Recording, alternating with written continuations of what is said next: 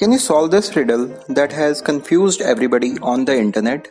Every so often, an internet puzzle comes along and captures the curiosity of the world.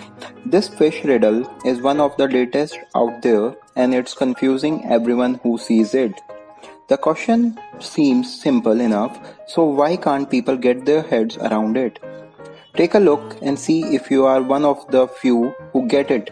Remember to let us know how you did it in the comment section and don't forget to share the riddle with your family and friends.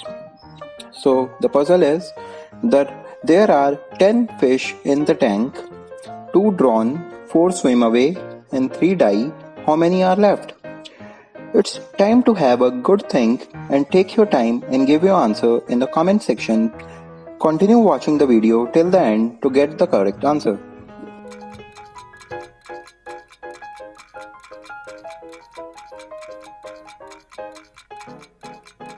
Hope everyone has given their answer in the comment section below. Now I will tell you the correct answer of this riddle. The answer is all the 10 fishes are left in the tank because fish do not drown, they can't swim away, and 3 which are died are still floating in the tank, but all are still in the tank. If you like the riddle, please click on the subscribe button and thanks for watching. Bye bye.